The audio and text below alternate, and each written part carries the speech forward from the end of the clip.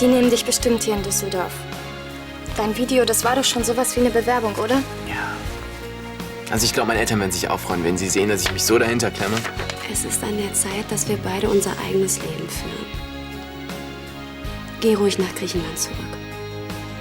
Ja, ich dachte, wir könnten heute vielleicht ein bisschen nachfeiern.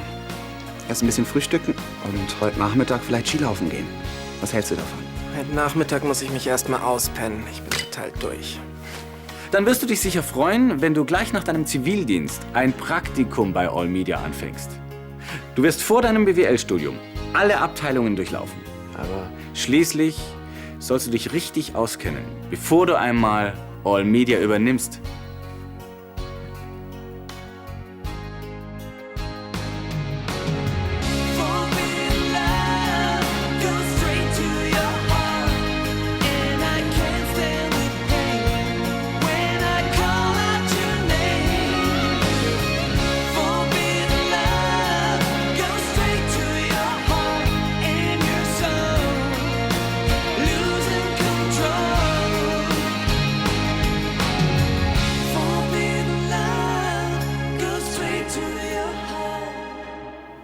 ich soll die Leitung des Konzerns übernehmen?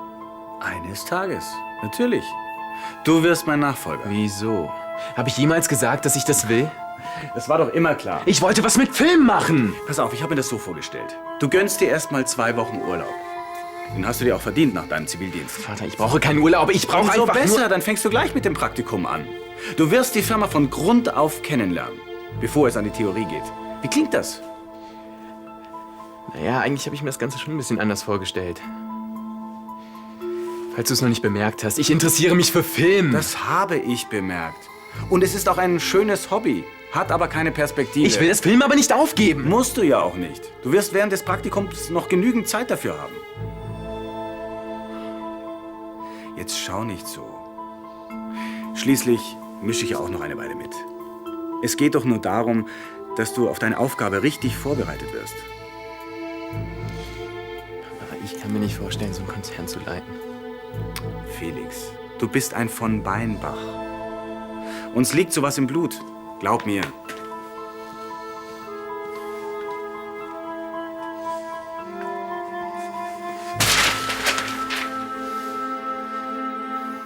Das kommt jetzt aber ziemlich plötzlich. Es ist aber bestimmt das Beste. Vor allem für dich. Aber wie soll ich denn noch für dich da sein, wenn ich da in Thessaloniki sitze? Das Hotel in Griechenland. Das war dein Traum. Willst du ihn meinetwegen aufgeben? Jule, ich bin gern bei dir. Das weiß ich.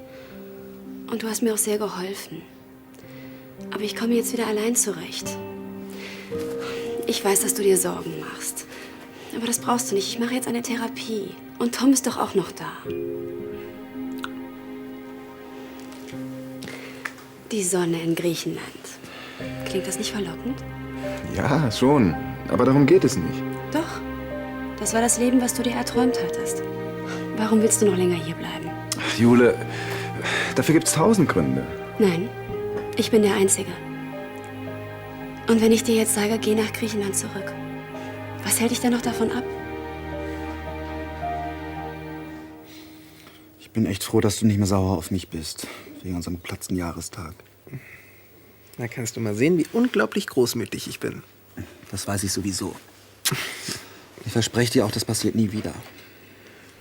Auch nicht, wenn jemand aus dem Krankenhaus anruft und unbedingt Dr. Seifert sprechen möchte. Ehrenwort. Olli, ich weiß, mein Job ist der reinste Freizeitkiller. Aber so ist es nun mal bei Ärzten. Ja, besonders wenn man gleich beides möchte. Krankenhausjob und eine eigene Praxis. Dann warten wir erst mal ab, bis unser Herr Diplompsychologe Sabel seine erste eigene Praxis eröffnet. Hm? Oh, erinnere mich bloß nicht daran. Wieso? Hast du keine Lust, dich irgendwann selbstständig zu machen? Keine Ahnung. Jetzt habe ich erstmal keinen Bock für meine blöde Prüfung zu büffeln. Über? Differenzielle Psychologie und Persönlichkeitsforschung. Spannend. Du warst auch schon mal witziger. Hey, wenn du magst, helfe ich dir. Ich hatte Psychologie im Studienfach. Aber nur, wenn ich für jede richtige Antwort einen Kuss bekomme. Das klingt ziemlich verführerisch, ist aber auch ziemlich uneffektiv. Pass auf, wir lernen jetzt ein paar Stunden konzentriert, dann gibt's die Belohnung. Oh, nö, lieber noch ein bisschen kuscheln. Olli. Na gut, aber noch 5 Minuten. Und dann nur, wenn du dich um mich kümmerst. Wie kommt er überhaupt auf die Idee? Habe ich mich je für seinen Laden interessiert? Das ist eine abgemachte Sache. Du wirst irgendwann sein Nachfolger. Das hat er oft genug gesagt. Nachher? Vielleicht wolltest du es nicht hören. Marie, ich will das nicht. Wirtschaftswissenschaften, wie sich das schon anhört. Das ist überhaupt nicht mein Ding. Du kennst doch Papa. Was ihm nicht gefällt, das nimmt er nicht wahr. So wie du. Filmregisseur, das ist für ihn kein Job. Ja, ich weiß. Ein schönes Hobby. In meiner Musik war es auch nicht anders. Gott, was war das für ein Kampf, bis ich das hier durchgesetzt habe. Ja, aber du hast es geschafft. Umso mehr setzt er jetzt auf dich. Tut mir leid. Vielen Dank. Na, alles klar? Nichts ist klar. Wieso? Was ist denn los? Mein Vater hat mein Leben verplant. Weiter nichts. Und das Ticket lassen Sie wieder am Schalter hinterlegen, okay? Danke. Wiederhören. Und? Ich habe den letzten Sitzplatz bekommen. Tja, dann macht er jetzt die Flatter. Ich find's schade. Du kannst mich ja jederzeit besuchen kommen, wenn du willst. Nun komm, man fährt ja auch nicht alle Tage einfach so nach Griechenland, oder? Hallo, Drio. Ihr seht ja lustig aus. Simon geht wieder zurück nach Griechenland. Wie, und du bleibst da? Ach so. Ja, wann denn? Morgen. Ich feiere heute Abend noch ein bisschen Abschied. Also, wenn du willst, dann kannst du ja auch gerne vorbeischauen. Heute Abend geht gar nicht. Tut mir leid, ein wichtiger Termin, du verstehst. Natürlich. Ja, falls wir uns nicht mehr sehen, feiert schön, ne? Werden wir tun, ja. Macht's gut. Tschüss. Einen wichtigen Termin. Naja, umso besser. Ihn werde ich ganz bestimmt nicht vermissen. Aber ihr werdet mir fehlen. Und Isabel.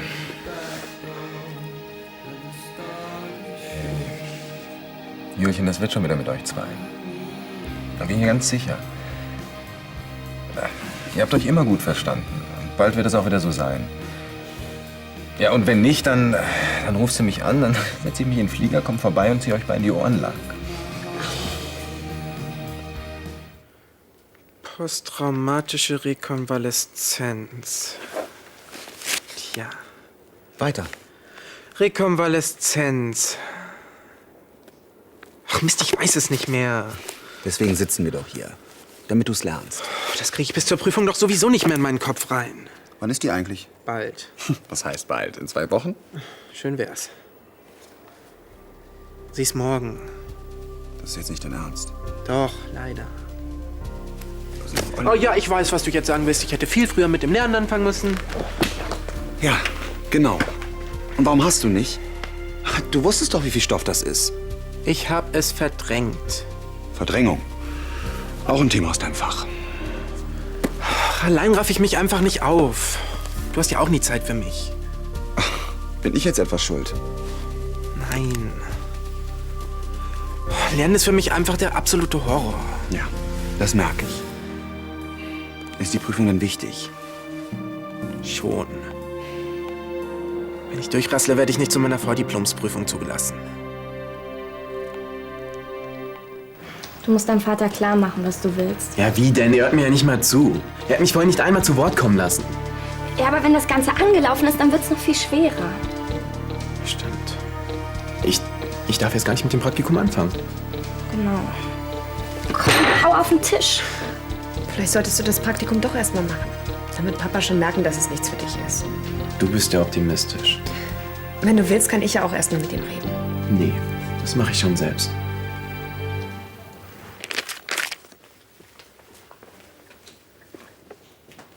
Ich hau jetzt ab. Hausbesuch? Aha. Aber ich will vorher noch zu Sarah ins Krankenhaus. Du magst die Kleine richtig gern, oder? Eigentlich sollte ich ein neutrales Verhältnis zu meinem Patienten haben. Aber bei Sarah fällt mir das echt schwer. So, ich zisch ab. Ja, dann widme ich mich in der Zeit mal wieder meinen interessanten Büchern. Hey, du haust heute noch mal ein bisschen rein und dann hast es auch bald hinter dir. Klar. Ciao. Tschüss.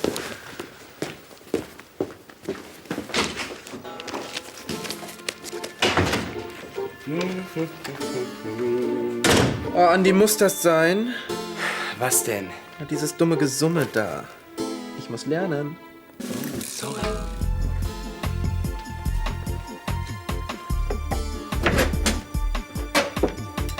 Was paukst du denn da? Ich studiere Psychologie, falls du es vergessen hast. Nee, hab ich nicht. Ich wundere mich nur. Sonst bist du auch nicht so ein Streber.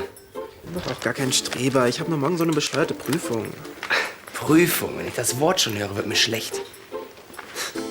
Nee, du, studieren wäre nichts für mich. Ist ja interessant. Tja, ich kann jetzt skaten gehen und du musst dich vor so Bücher hocken. Also da hätte ich keinen Bock drauf. Gehst du in die Halfpipe? Ja, wieso? Da komme ich mit. Und deine Prüfung? Ach, ich kann doch nachher weiterlernen. Ich brauche jetzt erstmal eine kleine Pause. Das meine ich aber auch. Sonst kriegst du noch einen Gehirnkrampf.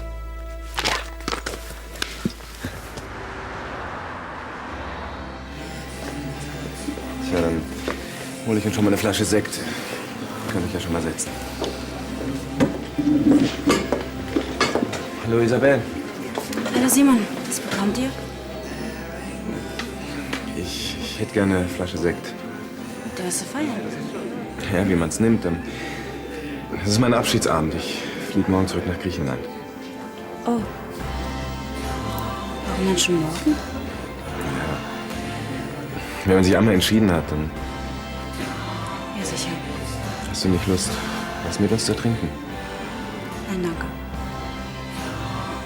Weißt du, irgendwie würde ich mit einem viel besseren Gefühl nach Griechenland zurückfliegen, wenn ich wüsste, dass zwischen euch beiden wieder alles in Ordnung ist.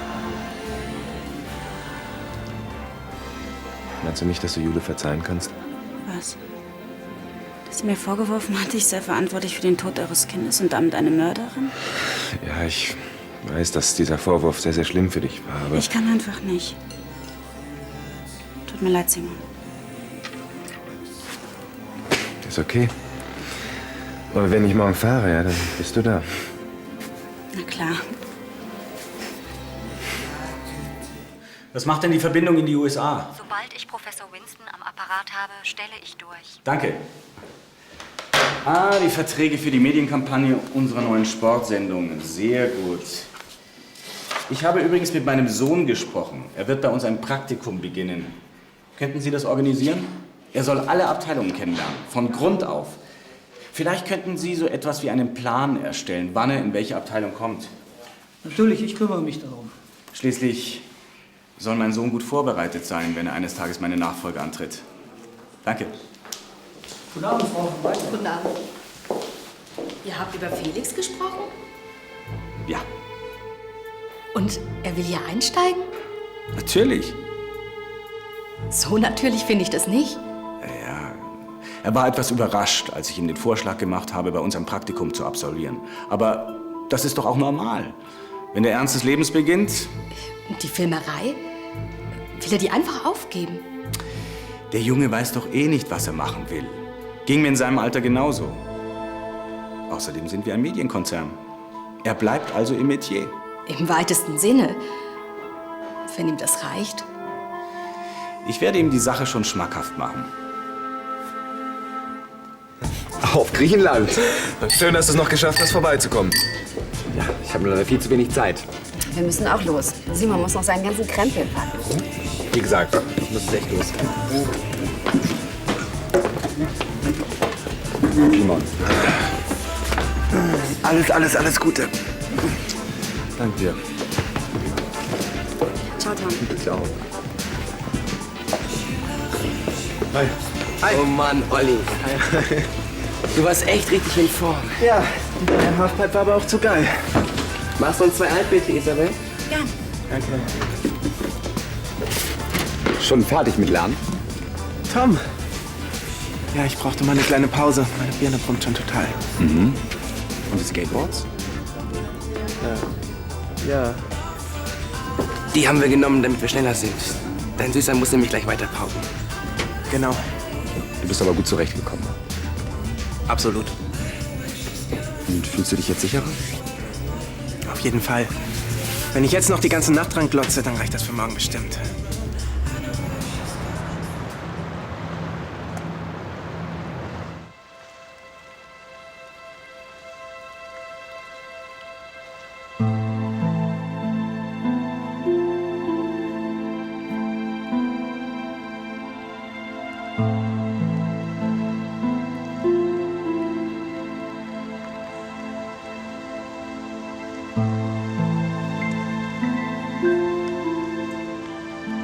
In Gedanken, da werde ich immer bei dir sein.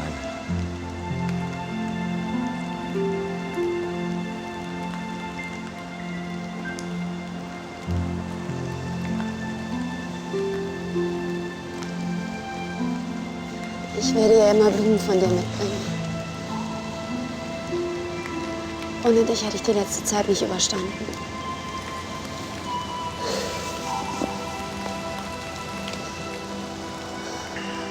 Ich war oft so egoistisch. Hab nur an mich gedacht. Es war für uns beide nicht leicht. Aber es war auch eine gute Zeit. Wir waren uns sehr nah.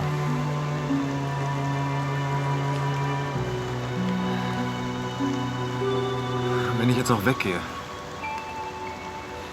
das wird immer so bleiben. Das macht's irgendwie leichter.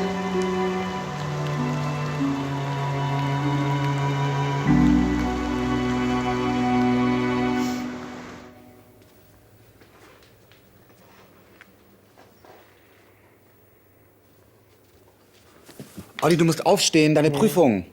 Hey, du hast verschlafen. Scheiße. Jetzt ganz ruhig. Geh erst mal duschen, ich mach uns Kaffee. Ja, nein, es wird doch viel zu spät. Ich trinke jetzt eine Milch und dann dusche ich später. Wie lange hast du noch gelernt gestern? Die ganze Nacht, bis ich eingeschlafen bin. Und? Topfit. Klar, ich bin sonst auch immer irgendwie durchgekommen. Du schaffst das schon. Eben. Außerdem kann ich gut mit der Professorin. Muss ich eifersüchtig sein? Klar. Zum Glück musst du ja nicht zu solchen Mitteln greifen, ne? Eben. Nach dieser Nacht?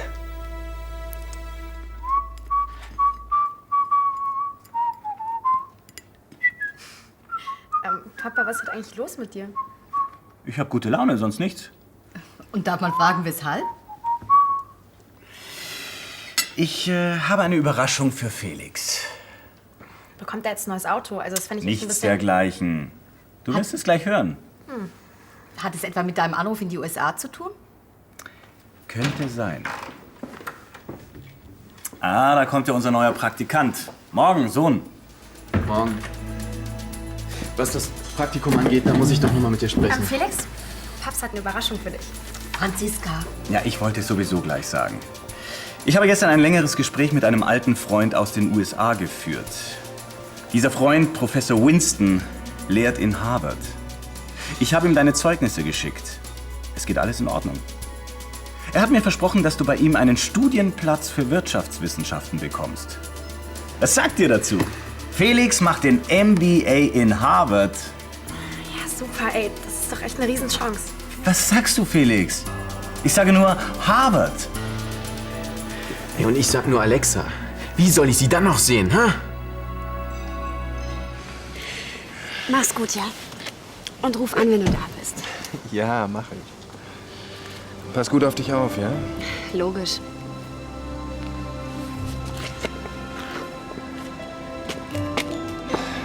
Ja, du bist ja auch noch da. Eben.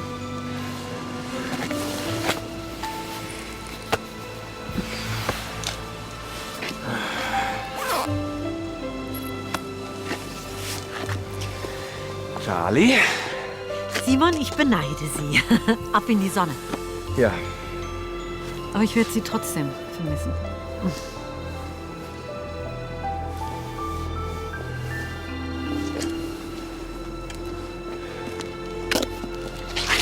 Jetzt musst du langsam los.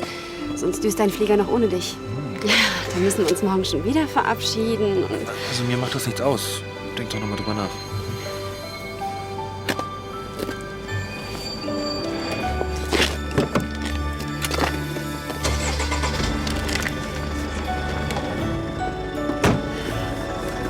Grüß mir Griechenland und natürlich Nina.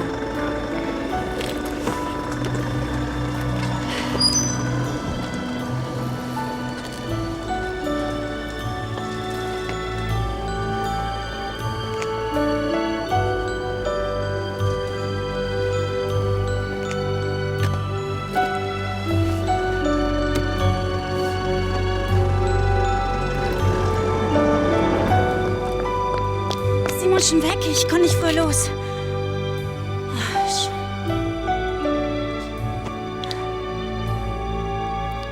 Tut mir wirklich leid.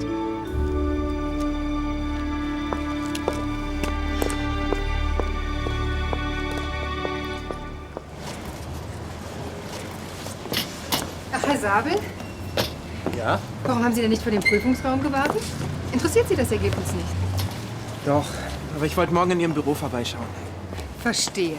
Bloß keine Minute zu lange im Institut bleiben. Waren Sie denn zufrieden? Naja, es hätte schon ein bisschen besser laufen können. In der Tat. Besonders gut war Ihre Leistung nicht. Aber es hat doch jeder mal einen schlechten Tag. Ja, ein Formtief kann jeder mal haben. In Ihrem Fall würde ich aber eher von einer mangelnden Vorbereitung sprechen. Aber ich habe die ganze Nacht gelernt. Das ist es ja. Auf den letzten Drücker. Dafür haben Sie das ganze übrige Semester geschlafen. Aber so ein Studentenleben besteht doch auch nicht nur aus Vorlesungen. Ich muss nebenbei jobben, um mein Studium zu finanzieren. Die Hauptsache ist doch, dass man durchkommt. Schließlich geht es hier ja nur um die Zulassung zu meinem Vordiplom. Genau die kann ich Ihnen leider nicht erteilen. Was? Ja, es tut mir leid. Sie sind durchgefallen.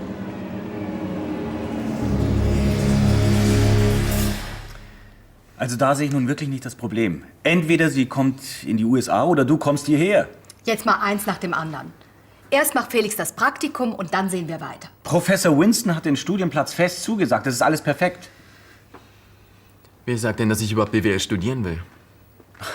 Wenn du in die Firma einsteigen willst, brauchst du diesen Abschluss. Dann ist ja alles klar. Junge, was ist denn los mit dir? Wir haben doch das alles besprochen. Besprochen? Wann denn? Du hast es beschlossen, ohne mich zu fragen.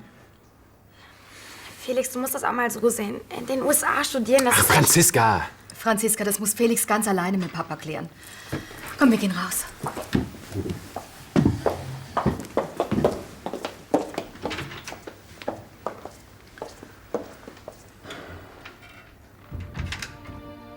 Also, was ist los mit dir? Warum stellst du dich plötzlich quer? Plötzlich? Ich habe nie gesagt, dass ich BWL studieren will oder scharf auf so ein Praktikum bin. Und worauf wärst du bitte scharf? Das weißt du ganz genau. Ich will Regisseur werden. Doch, bitte dich! Was ist denn das für ein Beruf? Es ist zufälligerweise mein Traum. Niemand hindert dich daran, dir diesen Traum zu erfüllen. In deiner Freizeit! Ich will kein Hobbyfilmer werden. Ich gehe in die Filmhochschule. Du studierst BWL und damit basta! Werd endlich erwachsen! Ja, genau das ist der Punkt. Ich bin kein kleines Kind mehr. Ich entscheide selbst, was ich will. Und die Firma? Was soll aus ihr werden? Das ist mir sowas von egal. Steck dir deinen Scheißladen noch sonst wohin!